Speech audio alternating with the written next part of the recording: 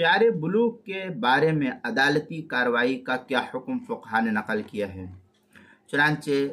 اگر خیار بلوغ کی بنیاد پر تفریق کی خواہش مند باکرہ عورت نے جو ضابطہ اور فسخ کا قانون فقہا نے نقل کیا ہے، اس ضابطے کے مطابق اگر اپنے ارادے فسخ پر وہ گواہ بنا لیتی ہے تو وہ اس مضمون کی درخواست قاضی کے سامنے پیش کرے گی کہ میں فلاں روز بالغ ہونے پر نکاح کو نامنظور کر چکی ہوں۔ یہ عورت لڑکی وہ دعویٰ کرے گی قاضی کے سامنے مقدمہ لکھ کر کے،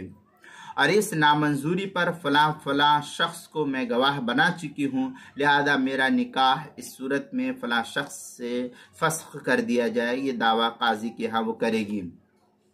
یہ تو ایک صورت تھی۔ دوسرے ایک ہے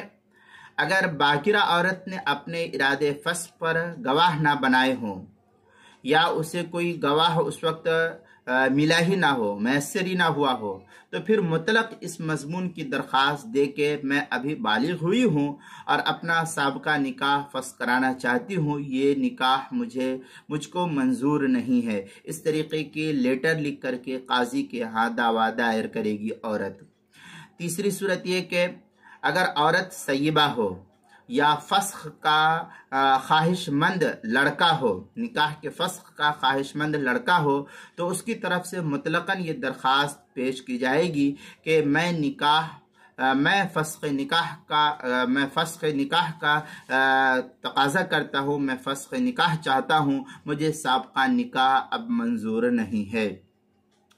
چوتھے یہ کہ جو قاضی کے ہاں درخواست دی جائے گی تو مذکورہ درخواست کے بعد جو تینوں صورت آپ کے سامنے بیان کی میں نے، ان تینوں صورتوں کو دینے کے بعد قاضی جہاں شہادت کی ضرورت،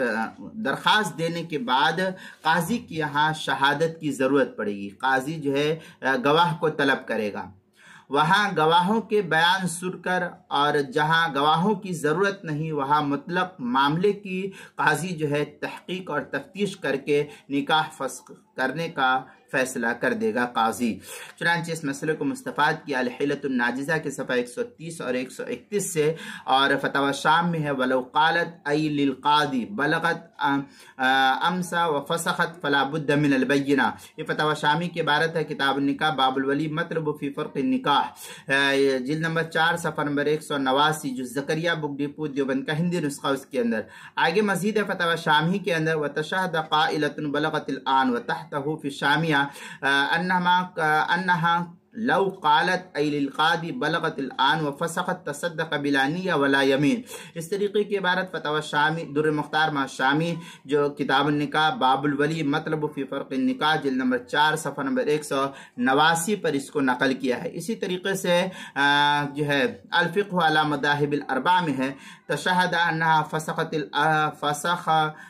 العقد واختارت نفسها ثم يفرق القاضی بینہما۔ اس طریقے کی عبارت الفقہ علی مذاہب الاربع مکمل، کتاب النکاح اقسام الولی مبحث اختصاص الولی المجبر وغیرہ، اس کے صفحہ